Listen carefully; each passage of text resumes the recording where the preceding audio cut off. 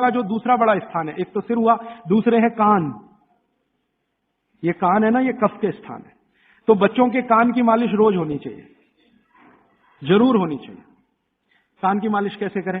बस तेल लगाइए, हाथ में ऐसे ऐसे घुमाइए, फिर उल्टा घुमा दीजिए, फिर ऐसे घुमा दीजिए, और थोड़ा तेल कान में डाल के रखिए उनको, क्योंकि कफ का स्थान है कान। तेल डालते ही कफ शांत होगा। तो हमारी पुराने जमाने की जो माताएं हैं, वो रोज बच्चों को कान में तेल डालती थी, वो अनजाने में बहुत बड़ा वैज्ञानिक काम करती थी। देखा ना पुराने जमाने की माताओं को। आज के जमाने की माताएं तो कहती चिपचिपा है तेल, तेल चिपचिपा है तभी तेल है, नहीं तो उसमें कुछ है ही नहीं। तो पुराने जमाने की माताएं बच्चों को बराबर कान में तेल डाल के रखती थी, तो बच्चों के कान में नियमित रूप से तेल डालिए। फिर आप बोलेंगे जी कौन सा तेल? तो इसमें भागवत जी सूत्र दे रहे हैं कि आप जहां रह रहे हैं उसके हिसाब का तेल। आप चेन्नई में रह रहे हैं, चेन्नई भारत के गर्म इलाकों में है, गर्म इलाकों में ठंडा तेल अच्छा, तो सबसे ठंडा तेल नारियल का तेल है। तो चेन्नई में रहने वालों को नारियल के तेल की मालिश, नारियल का तेल ही खाना। अब आप बिहार में जाएंगे और मैं वहां कर आकर आपको कहूंगा, तो कहूंगा जी आप नारियल का तेल बिल्कुल मत खाओ, मालिश भी मत करो। मैं कहूंगा सरसों का तेल खाओ, उसी से मालिश करो। और जो आप और उधर चले गए हरियाणा पंजाब की तरफ, तो मैं ही आकर आपसे कहूंगा जी आप ये छोड़ो, आप तो जैतून का तेल इस्तेमाल करो या तिल का तेल इस्तेमाल, एरिया के हिसाब से। तो मैं आपके हिसाब से बात कर रहा हूं कि आप नारियल के तेल की मालिश भी कर सकते हैं, उसको भोजन में भी उपयोग कर सकते हैं। बच्चों की नियमित मालिश सिर की, कान की होती रहनी चाहिए। और तीसरी चीज, आंखें। आंखें जो है ना, कफ का ही केंद्र है। सबसे बड़ा कफ का केंद्र सिर, दूसरे नंबर पे कान, तीसरी आंख। आंख कफ का केंद्र है, और आंख के ज्यादा रोग, 99% रोग कफ के रोग हैं। जैसे मैंने आपको बोला ना, आंख में आप बोलते हैं कि हमको कैटरेक्ट हो गया, ये कफ का रोग है। मोतियाबिंद हो गया, कफ का रोग है। ग्लूकोमा हो गया, कफ का रोग है। आंखें लाल हो रही हैं, कफ के प्रभाव। तो आंखों की विशेष देखभाल बच्चों की, ताकि चश्मा ना लगे, अब चश्मा ना चढ़े। अब आंखों में क्या करें जी? कफ को कंट्रोल करें। तेल नहीं डाल सकते आंखों में, क्योंकि तेल और आंखों का मेल नहीं है। आंखों में हमेशा एक फ्लूइड रहता है, तेल में डालें माने तेल उस फ्लूइड में गया तो गड़बड़ करता है। तो आंखों के लिए घी ठीक है, देशी गाय का घी। तो बच्चों को नियमित रूप से देशी गाय का घी आंखों में लगा सकते हैं तो बहुत अच्छा है। देशी गाय का घी ये कफ को शांत करता है।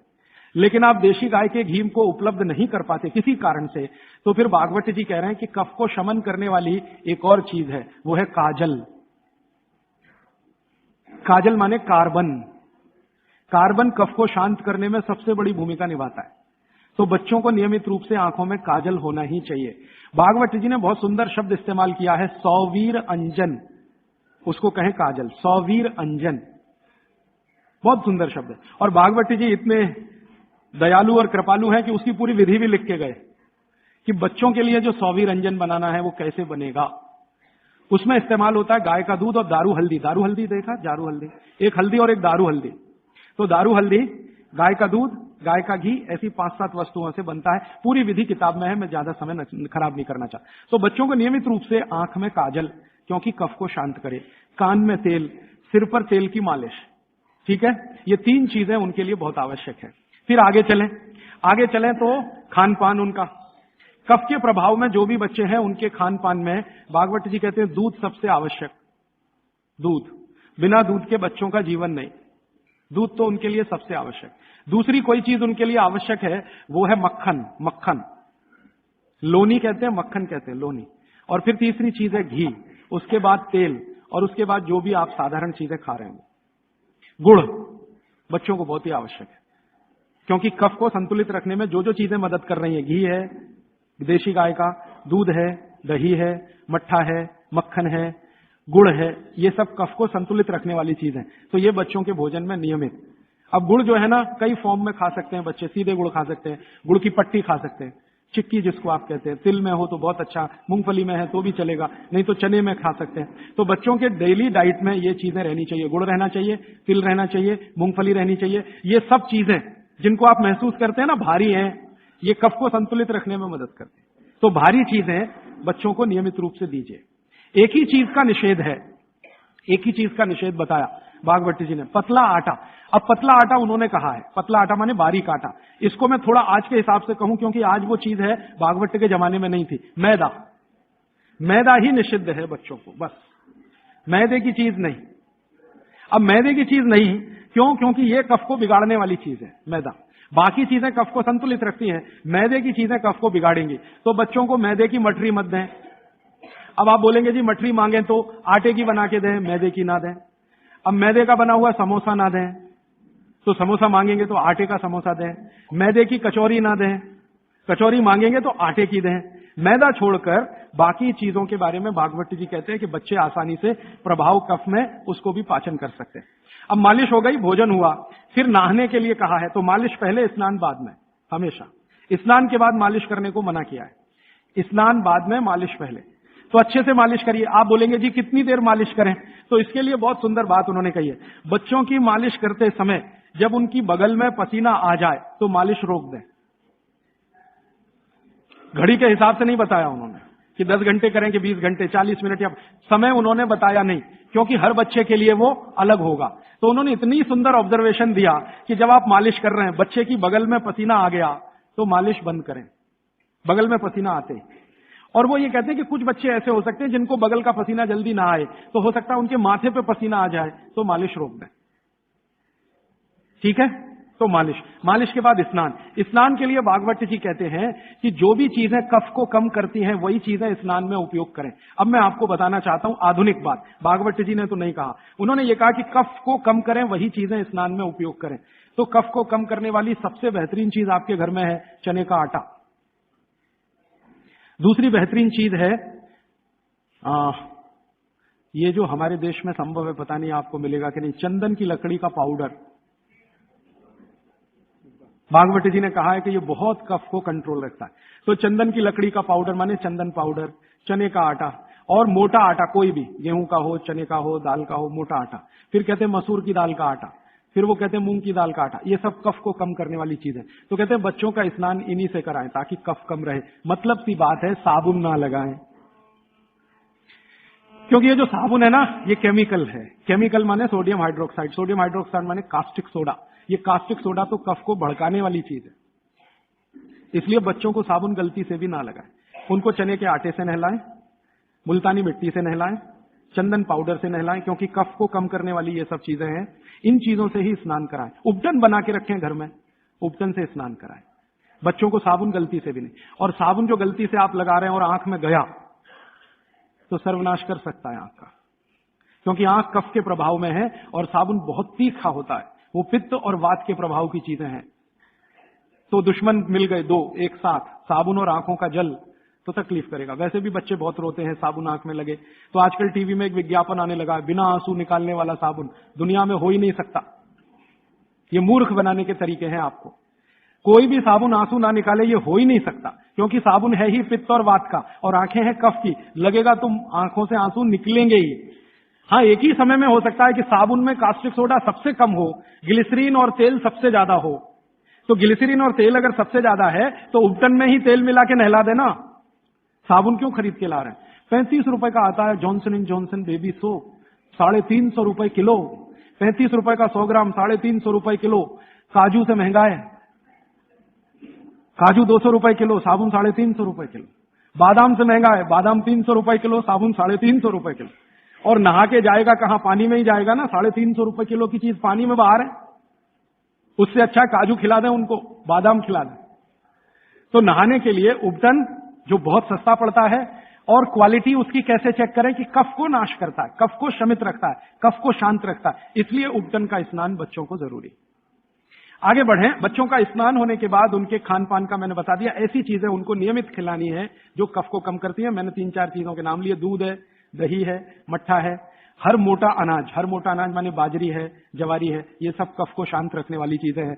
गाय का घी है ना, मक्खन और घी, मक्खन ज्यादा अच्छा है बच्चों को बनिस्बत घी के, क्योंकि मक्खन कफ को शांत रखने में मदद करता है। तो मक्खन ज्यादा से ज्यादा उनके भोजन में रहे, और बाकी सब चीजें, दाल चावल जो भी आप खाते हैं, अच्छा। फिर उसके बाद शाम के समय 3-4 बजे के आसपास क्या होता है, उनका पित्त थोड़ा बढ़ेगा। 12 से 4 के बीच में पित्त बढ़ता है। 12 बजे तक कफ के असर में है, 12 से 4 के बीच में पित्त बढ़ेगा। तो उस समय ऐसी चीजें खिलाएं जो घी की बनी हुई है, घी की बनी हुई चीज। और रात को ये बच्चे थोड़ा वात के असर में आते हैं, कफ तो सबसे ज्यादा है लेकिन रात को वात के, तो वात को कम करने वाली चीजें रात को उनको दें। और वो मैं पहले दिन भी काफी बता चुका हूं। तो ये हो गया बच्चों की दिनचर्या। 7 बजे सोने के लिए का माहौल बनाने के लिए तैयारी करें। 7 बजे तक माहौल बने सोने का, तो 8 बजे सोएंगे। और माहौल बनाने में सबसे बड़ी मदद करेगा टीवी का स्विच ऑफ। मेरी तो आपको विनती है कि घर के छोटे बच्चे हैं ना, तब तक केबल कनेक्शन ना लें। छोटे बच्चे जब थोड़े समझदार हो गए हैं तो चलो चलेगा, क्योंकि समझदार होने से मतलब उनको मालूम होना चाहिए कि कहां स्विच ऑफ करना है, तो उस समय थोड़ा चल जाएगा। लेकिन बच्चे जब तक छोटे हैं, साल भर के, 1.5 साल के, 2 साल के, 2.5 साल के, तब तक तो केबल कनेक्शन ऑफ रखें, या केबल कनेक्शन है तो टीवी ऑफ रखें, चले नहीं उनके सामने, नहीं तो वो चालू हो जाएंगे, पोगो देखेंगे, पोगो। हाँ, कार्टून फिल्म देखेंगे। क्यों देखेंगे? जान लीजिए, कफ के असर में जो बच्चा होता है, इसको समझाना चाहता हूं मैं, कफ के असर में जब बच्चा होता है तो उसकी कल्पनाशीलता सबसे ऊंची होगी। मैंने थोड़ी देर पहले कहा ना, ये कफ है जो सब में रहे तो व्यक्ति को बहुत कल्पनाशील बनाएगा, इतना कल्पनाशील और वैज्ञानिक बनाएगा, सोच नहीं सकते। बिगड़ेगा तो सबसे बड़ा अपराधी भी बनाएगा उसको। तो बच्चों की कल्पनाशीलता बहुत होती है क्योंकि वो कफ के असर में है, इसलिए हर ऐसी चीज जो उन्हें सोचने में मदद करती है उनको अच्छी लगती है। आपने एक कहानी सुनाई, बच्चे कहानी सुनते हैं ना बड़े मजे से, क्यों सुनते हैं? वो उनकी कल्पनाशीलता में मदद करती है कहानी। आपने कहा एक राजा था, अब इतना कहते ही उनका चालू हो गया दिमाग। आप आगे का वाक्य बोलेंगे, उसके पहले वो कल्पना कर लेंगे राजा कैसा है, सिंहासन पर बैठा है कि जमीन पे बैठा है, बगल में रानी है कि नहीं है, सामने वजीर है कि नहीं है, मंत्री है कि, ये तो आपके बोलने से पहले उनके दिमाग में घूम गई पूरी फिल्म। एक राजा था, फिर कहेंगे आगे बताओ, तो आप कहेंगे एक रानी थी, अब रानी के बारे में सब बातें उनके दिमाग में आ गई। फिर आप कहेंगे क्या हुआ, तो दोनों मर गए, खत्म कहानी। अब आप कहेंगे तो उनको बिल्कुल अच्छा नहीं लगेगा। हम लोग बच्चों को टालने के लिए कहते हैं एक राजा था, एक रानी थी, दोनों मर गए, खत्म कहानी। उनको बिल्कुल अच्छा नहीं लगेगा, क्योंकि जिस समय कल्पना उनकी चलना शुरू हुई, आपने कहानी खत्म कर दी। अब आप टालना चाहते हैं उनको और वो कल्पना करना चाहते हैं उस समय, तो आप कहानी को जितना लंबा खींचें उतना अच्छा। मेरा कहना यह है, आपको कहानी को लंबा खींचते जाएं, भले एकता कपूर के सीरियल की तरह से खींचें उसको। इतनी इलास्टिसिटी है एकता कपूर के सीरियल में कि सालों साल हो गए, खत्म ही नहीं होते। सास भी मर गई, बहू भी मर गई, एक जनरेशन चली गई, दूसरी आ गई, सीरियल खत्म। ये बच्चों को चाहिए, आप उनकी कल्पनाशीलता को बढ़ाने में मदद करें। माने कहानी जो वो सुन रहे हैं उसको छोटी ना करें, सुनते सुनते सो जाएं तो बहुत अच्छा। और मेरी आपको विनती है कि चुन चुनकर कहानियां सुनाएं उनको। अब आज के जमाने में कैसे बच्चे आपको चाहिए, जैसे चाहिए वैसी कहानी सुनाइए। भगवान महावीर जैसे बच्चे चाहिए तो सुनाइए उनकी कहानी, रोज सुनाइए, सुनेंगे, बड़े प्रेम से सुनेंगे, लेकिन कल्पनाशीलता के साथ। आप अगर उनको चाहते हैं कि राणा प्रताप जैसे हों तो सुनाइए उनकी कहानी, लक्ष्मीबाई जैसे हों तो सुनाइए उनकी कहानी, क्योंकि बच्चों की कल्पनाशीलता आपसे ज्यादा बड़ी है, ये जान लीजिए। ये अलग बात है कि उनके पास शब्दों का भंडार कम है, शब्दकोश कम है, लेकिन सोचने में वो आपसे आगे है। तो शब्द आप दे दीजिए, कल्पनाशीलता उनके पास है, बैठकर वो अपना चित्र बना ही लेंगे। और जिन बच्चों को जितनी लंबी कहानियां आप सुनाएंगे वो उतने ही क्रिएटिव होने वाले हैं, उतने ही क्रिएटिव होंगे। अच्छा वैज्ञानिक बनाना है बच्चों को तो कल्पनाशीलता ऊंची चाहिए, तो अच्छे वैज्ञानिक बनाना है अगर किसी भी बच्चे को तो कल्पनाशीलता ऊंची, तो कहानी उतनी लंबी। अच्छा मैथमेटिशियन बनाना है, कल्पना शक्ति अच्छी चाहिए तो कहानी लंबी। माने लंबी कहानियां सुनाने की आप अपनी आदत डालें तो बच्चों में आएगी। वो कहानी सुनने में इतने मगन होते हैं, फिर उनको टीवी की जरूरत नहीं है, ना पोगो की जरूरत है, ना कार्टून नेटवर्क की, कुछ जरूरत नहीं है। आप अगर सुना रहे हैं उनको कहानी जिसमें उनकी कल्पनाशीलता रम रही है तो वो बहुत जरूरी है। और फिर मेरी एक छोटी सी आखिरी बात, क्योंकि दूसरी बात के लिए समय कम पड़ रहा है, कि जब बच्चे आपसे कोई सवाल करें तो जान लीजिए वो अपनी कल्पनाशीलता को बढ़ाना चाहते हैं, तब सवाल कर रहे हैं, तो उनके सवाल का जवाब ईमानदारी से दें। जैसे उन्होंने सवाल पूछा कि ये टमाटर का रंग लाल क्यों है, मान लीजिए सवाल पूछा टमाटर का रंग लाल क्यों। अब आपको मालूम नहीं है कि टमाटर का रंग सच में लाल क्यों है, तो आप उनको कुछ उल्टा सीधा मत कहें, भगवान ने कर दिया है, ऐसा हो गया है, वैसा हो गया है। आप उनको ईमानदारी से कहें, देख भाई, बेटा या बेटी, मुझे अभी मालूम नहीं है कि टमाटर का रंग लाल क्यों होता है, मैं कल पता करके बता दूंगा या परसों पता करके बता दूंगा। बच्चे जब सवाल पूछ रहे हैं तो उनकी कल्पनाशीलता की पूर्ति के लिए पूछ रहे हैं, आप उनको कभी भी गलत जवाब तो दीजिए ही मत। वो कह रहे हैं जी ये चंद्रमा क्यों चमक रहा है सफेद सफेद, और तारे क्यों चमक रहे हैं, और सूरज लाल क्यों दिख रहा है या पीला क्यों दिख रहा है, या ये पत्ते हरे क्यों हैं, ये पीले हो जाते हैं तो ये हरे से पीले कैसे हो गए। ऐसे सवाल वो पूछेंगे, उनके उत्तर पूरी ईमानदारी से दीजिए। तो इसका माने आपको पढ़ना ही पड़ेगा, बिना पढ़े आप उत्तर दे नहीं सकते। और जो आपने कोशिश की उल्टा सीधा, तो थोड़े दिन में जब उनको सच्चाई पता चलेगी तो आपका आदर वो बिल्कुल नहीं करेंगे। उनके गुरुजी ने बता दिया कि ये पत्ता हरा इसलिए था और टमाटर लाल इसलिए हो गया और चंद्रमा इसलिए चमकता है, सूरज इसलिए पीला दिखाई देता है। जैसे ही उनको पता चलेगा तो आपकी इज्जत तो 2 कौड़ी की हो गई उनके सामने। वो आपको कहेंगे जी आपने गलत बताया, मेरी टीचर ऐसा बोलती है। तो आपसे हटकर वो टीचर की तरफ चला गया, और टीचर की तरफ गया तो समझ लो बच्चा आपके हाथ से ही गया। जैसे जैसे उसका आकर्षण टीचर के प्रति बढ़ता जाएगा, वो आपके कंट्रोल के बिल्कुल, फिर टीचर जो कहेगी उसको पत्थर की लकीर मानेगा, आप जो कहोगे उस पर कभी भी भरोसा नहीं करेगा। इसलिए मैंने थोड़ी देर पहले कहा, बच्चों को बड़ा करना दुनिया का सबसे मुश्किल काम। तो आप बच्चों के साथ व्यवहार वैसा ही करें जैसा प्रकृति ने उनको स्वभाव दिया है। कफ का स्वभाव माने कल्पनाशीलता वाला स्वभाव। कफ का स्वभाव माने इमेजिनेशन, लिमिटलेस इमेजिनेशन। वो सीमा के पार जाके बात करते हैं। आप देखते हैं ना, दुनिया के सारे बच्चे परेशान है हैरी पॉटर पढ़ने के लिए, है ना। और आप और मैं सवाल करते हैं कि हैरी पॉटर में रखा क्या है? कुछ नहीं है, उसमें तिलिस्म है, जादुई तिलिस्म है। वो सच्चा नहीं है, लेकिन उनकी कल्पनाशीलता में उनको बहुत आनंद दे रहा है, इसलिए करोड़ों किताबें बिक रही हैं हैरी पॉटर की। आप पसंद करें या ना करें, क्योंकि बच्चे कफ के असर में है, कल्पनाशीलता उस समय सबसे ज्यादा है। तो जादुई बातें, तिलिस्मी बातें, जादूगर की बातें, ये सब उनको अच्छी इसलिए लगती है कि कल्पनाशीलता बढ़ाने में ये सब मदद करती है। ये जासूसी उपन्यास जितने हैं ना, बच्चे बहुत प्रेम से पढ़ते हैं, चाहे वो अमेरिका में हो या हिंदुस्तान में। बस अंतर है, अमेरिका में अंग्रेजी में पढ़ेंगे, हिंदुस्तान में हिंदी में जरूर पढ़ेंगे।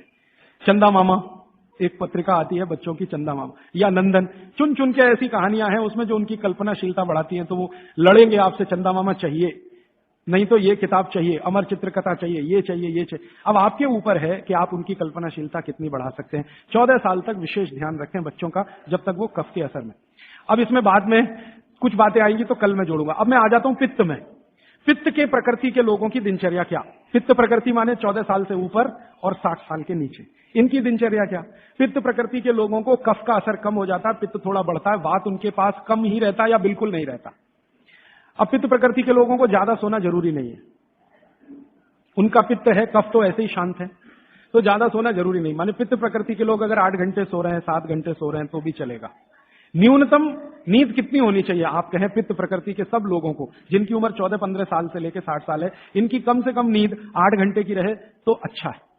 लेकिन इससे भी कम रह सकती है क्या? 7 घंटे हो सकती है, लेकिन उसके लिए थोड़ा प्रयास करना पड़ेगा। 6 घंटे भी हो सकती है, 6 से कम नहीं और 8 से ज्यादा नहीं, ऐसे मान लीजिए। तो पित्त प्रकृति के लोगों को 6 घंटे से कम नहीं सोना, 8 घंटे से ज्यादा नहीं सोना। अब उसके हिसाब से दिनचर्या तय करिए। तो 8 बजे सो जाएं, मान लो आप भी ऐसे ही माने। भागवत जी कहते हैं सूर्यास्त के 2 घंटे बाद सो जाएं, बच्चे भी बड़े भी। तो 8 बजे आप सो जाएं, तो 8 से 8 4 बज गए ना, 4 बजे उठें। आपके लिए उठना बहुत जरूरी है। ब्रह्म मुहूर्त में पित्त प्रकृति के लोगों का उठना बहुत आवश्यक है। बच्चे ना उठें तो चलेगा, आपको तो उठना बहुत जरूरी है। क्यों? अगर आप 4 बजे उठते हैं तो अगला पूरा दिन आपका बहुत बेहतरीन और व्यवस्थित है, और 4 के बाद उठेंगे तो पूरा दिन डिस्टर्ब है। क्यों? क्योंकि जो जो करना है आपको वो 4 बजे से लेके ही शुरू होगा। 4 बजे उठे, आपने पानी पिया, जो मैंने पहले ही बता दिया, ऊषा पान जिसको कहते हैं। फिर शौच आदि के लिए आप गए, 10-15 मिनट मान लीजिए उसमें गया। फिर बाहर आप निकले, दंत धावन शब्द इस्तेमाल किया, दंत धावन करें माने दांत साफ करें। अब दांत साफ कैसे करें? पित्त प्रकृति के लोगों को हमेशा दांत ऐसी चीज से साफ करना जो कषाय हो, स्वाद में तिक्त हो। स्वाद में कषाय समझते हैं? कड़वा, जो स्वाद में कड़वा है और तिक्त है, ऐसी चीजों से आपको दांत साफ करना, क्योंकि प्रकृति आपकी पित्त की है। तो पित्त को कम करना, कंट्रोल करके रखना, ये कषाय और तिक्त स्वाद की चीजों से ही होगा। तो इसका मतलब यह है कि आप नीम का दातुन करें, जो कषाय भी है तिक्त भी है। भागवत जी ने कॉलगेट के लिए मना किया है, कॉलगेट था ही नहीं तो लिखा भी नहीं है उन्होंने कहा कि आप नीम का दातुन करें। और नीम से भी अच्छा एक दातुन उन्होंने बताया, मदार। मदार समझते? मदार का एक पेड़ होता है, वो कहते हैं नीम से भी अच्छा, क्योंकि वो और ज्यादा कषाय है और ज्यादा तिक्त। फिर एक है बबूल, फिर एक है अर्जुन। अर्जुन की छाल आपने पिया ना, अर्जुन की दातुन भी होती है।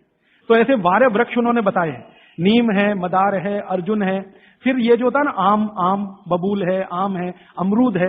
ऐसे 12 वृक्षों का उन्होंने वर्णन किया है कि इनकी दातुन ही करना, इसके आगे 13वें वृक्ष की नहीं। और वो डिटेल लिखा है किताब में, आप ले सकते। जब उन्होंने आगे लिखा है वो मैं अभी बता दूं। वो ये कहते हैं कि जीवन में जो ऋतु है, ऋतु गर्मी है, फिर सर्दी है, फिर बरसात है, 3 तो मुख्य ऋतु हैं, फिर इनकी उप ऋतुएं हैं, तो 6 हो जाती है। शरद है, शिशिर है, वसंत है। तो मोटा मोटा बता देता हूं, ज्यादा बारीक आपको याद नहीं रहेगा। वो ये कहते हैं कि जब गर्मी का सीजन है, गर्मी माने अप्रैल से शुरू कर लीजिए, उगादी से शुरू कर लीजिए, नहीं तो आप मकर संक्रांति से ही मान लीजिए। तो मकर संक्रांति से लेकर जब तक गर्मी है माने बारिश नहीं होती, तब तक नीम के दातुन की बात कही उन्होंने। तो इसमें चैत्र भी आएगा, वैशाख भी। अब आप पुरानी चीज जरा देखिए कि हमारे बचपन में हमारी दादी कहती थी कि देख चैत्र का महीना लग गया, नीम के पत्ते खा ले तो अगले 1 साल तक बीमार नहीं पड़ेगा। तो वो समय यही आता है जो भागवत जी का कैलकुलेशन। क्यों? ये जो समय है इसमें पित्त को भड़कने से बचाने में सबसे बड़ी मदद ये करेगा नीम। तो नीम का दातुन, नहीं तो बबूल का दातुन, नहीं तो मदार का दातुन, लेकिन गर्मियों में सबसे अच्छा नीम है। दूसरा सबसे अच्छा बबूल है गर्मियों में, और सर्दियों के दिन में सबसे अच्छा दातुन है अमरूद। अमरूद के पेड़ का दातुन सर्दियों में सबसे अच्छा, अमरूद के पेड़ का। और अमरूद के जैसा ही एक और पेड़ होता है, जामुन का भी दातुन करने का नियम बताया है, लेकिन पता नहीं आप तोड़ पाएंगे कि नहीं, लेकिन अमरूद का आसानी से मिल जाएगा। और फिर ज्यादा बारिश के दिनों में जो वो बोलते हैं तो आम का भी कर सकते हैं, अर्जुन का भी कर सकते हैं। और आप बोलेंगे जी पूरी जिंदगी अगर नीम का ही दातुन करें तो कर सकते हैं, 3 महीने लगातार करके थोड़े दिन छोड़ देना, फिर 3 महीने कर लेना। वो थोड़े दिन छोड़ने का नियम ध्यान रखना। तो फिर आप बोले थोड़े दिन छोड़ दिया तो क्या करें? उस दिन दंत मंजन कर लेना। दंत मंजन के लिए वो ये कहते हैं कि आप जिस एरिया में रह रहे हैं वहां का तेल, और जिस क्षेत्र में रह रहे हैं वहां जो उपलब्ध लवण माने नमक, और जिस क्षेत्र में रह रहे हैं वहां की उपलब्ध हल्दी, ये तीनों मिलाकर आप पाउडर बना के दांत पे घिस सकते हैं। ये बहुत अच्छा दंतमंजन उन्होंने माना। दूसरा दंतमंजन उन्होंने बताया है गाय के गोबर को सुखाकर जलाएं, उसकी जो राखी है उसमें थोड़ा कपूर मिला दें, थोड़ा सेंधा नमक मिला दें, बहुत अच्छा दंतमंजन। तीसरा वो कहते हैं कि जो त्रिफला चूर्ण, मैंने बार बार आपको बोला त्रिफला चूर्ण है, तो इसको बारीक पीसें। दंतमंजन के लिए बारीक पीसना और खाने के लिए मोटा पीसना। तो बारीक त्रिफला चूर्ण, थोड़ा सेंधा नमक, बस मिला के दांत पे घिसें तो ये दंतमंजन। ऐसे 8-10 तरह के दंतमंजन है, 12 किस्म की दातुन है। तो आप ये जरूर करें। माने टूथपेस्ट बंद करें। अब क्यों करें टूथपेस्ट बंद? भागवत जी और आधुनिक विज्ञान को जरा जोड़ता। आप पित्त के असर में हैं, जान लीजिए। सुबह सोकर उठेंगे तो मुंह में पित्त ही भरा हुआ है, लार जिसको आप कहें। अब ये असर ज्यादा है तो इसको कंट्रोल रखना है आपको, तो इसलिए कहा ये दातुन अच्छी है। लेकिन अगर आप ब्रश कर रहे हैं, पेस्ट कर रहे हैं, तो क्या है उसमें? चीनी है, चीनी है ना, शुगर है। अब वो सैक्रीन के रूप में है या किसी भी रूप में शुगर है, और शुगर और पित्त का झगड़ा है। तो सुबह उठते ही अगर आप पेस्ट कर रहे हैं जो मीठा है तो सर्वनाश है। मीठा ब्रश माने मीठा पेस्ट पित्त में मिलाएं तो पित्त को तो बिल्कुल खराब करेगा ही, और मुंह को भी खराब करेगा। क्योंकि सुबह का मुंह आपका मीठे के असर में आया, मीठे के असर में, तो 101% चांसेस हैं कि आपके दांत खराब होना जल्दी शुरू हो। और मेरा ऑब्जर्वेशन है कि जो ज्यादा पेस्ट कर रहे हैं उन्हीं के दांतों में कीड़े सबसे ज्यादा लग रहे हैं। कीड़े लगना माने दांत खराब होना। आप बंद करिए, ये अच्छा नहीं। विज्ञान के हिसाब से बहुत खराब, और धर्म के हिसाब से तो और भी खराब है। मैं कई बार यहां बोल के गया हूं, सभी कॉलगेट, क्लोजअप, पेप्सोडेंट जैसे टूथपेस्ट मरे हुए जानवरों की हड्डियों से बन रहे हैं। जैसे कॉलगेट बन रहा है मरे हुए सुअर की हड्डियों से। ये प्रयोगशाला में प्रयोग करके हम प्रमाणित करने के बाद बोल रहे हैं आपसे, क्योंकि मैं जानता हूं सामने वाली कंपनी मेरे खिलाफ केस कर सकती है। फिर भी मैं बोल रहा हूं कि कॉलगेट बन रहा है मरे हुए सुअर की हड्डियों से, पेप्सोडेंट बन रहा है मरी हुई गाय की हड्डियों से, क्लोजअप और फॉरहंस बन रहे हैं बकरी और बकरे की हड्डियों से। और अगर आप शाकाहारी हैं, चुस्त जैन हैं और सवेरे सवेरे हड्डियों को घिस रहे हैं, तो कहां धर्म पालन हो रहा है? और आप तो जैन है तो इतना जान लीजिए कि प्रत्यक्ष हिंसा का जितना पाप है ना, परोक्ष हिंसा का पाप भी उतना ही है। तो किसी कंपनी ने आपके लिए बनाया टूथपेस्ट, माने उसने मारा जानवरों को उसमें से निकालने के लिए हड्डियां, आपके लिए बनाया, तो पाप आपके ऊपर उतना ही है जितना उस मारने वाले के ऊपर है। तो कसाई का पाप अपने सिर पे क्यों लेना? तो क्यों ये कॉलगेट, क्लोजअप बंद कर दीजिए। दातुन पे आइए, नहीं तो दंत मंजन। आप कहेंगे चेन्नई में दातुन नहीं मिलता, नहीं मिलता तो दंत मंजन बताया उन्होंने, वो आप बना लीजिए। तरीका मैंने बता दिया। सभी ऋतुओं में एक दंतमंजन वो कहते हैं कॉमन है। त्रिफला चूर्ण का दंतमंजन किसी भी ऋतु में किया जा सकता है, तो आप उसका ध्यान रखिए। अब आपने दांत वात साफ कर लिए, अब आपकी आगे की जो दिनचर्या है वो कैसी होगी? आपको जो है ना, पित्त प्रकृति के लोगों को मालिश भी करना है, व्यायाम भी करना है। बच्चों के लिए तो सिर्फ मालिश है, आपके लिए मालिश भी है, व्यायाम भी है। तो अब आप में कई बार कंफ्यूजन ऐसा होगा कि व्यायाम पहले करें कि मालिश पहले करें। तो भागवत जी ने क्लियर कहा है कि वात के जो रोगी हैं उनको मालिश पहले, व्यायाम बाद में। और पित्त के जो रोगी हैं, रोगी से मतलब आप पित्त के असर में हैं, तो व्यायाम पहले, मालिश बाद में। तो आपको व्यायाम पहले करना है, मालिश उसके बाद करनी है। अब आप पूछेंगे कितना व्यायाम करें? तो आपके लिए भी नियम वही है कि जैसे ही आपके बगल में पसीना आया, व्यायाम रोक दें। जैसे ही बगल में पसीना आया, व्यायाम रोक दें, उसके आगे व्यायाम ना करें। पसीना आया, व्यायाम रोक दें। वो 10 मिनट में आए तो, 20 मिनट में आए तो, 25 मिनट में आए तो, 40 मिनट में आए तो, 1 घंटे में आए तो, आपके शरीर के हिसाब से ध्यान रखिए, इससे ज्यादा व्यायाम करने की कोशिश ना करें। अब वो कहते हैं सबसे अच्छा व्यायाम क्या, सबसे अच्छा, तो आप कहेंगे जी दौड़ना, तो भारत के हिसाब से ये सबसे अच्छा नहीं है। भारत के हिसाब से ये दौड़ना बिल्कुल अच्छा नहीं है, क्योंकि दौड़ते समय बात बहुत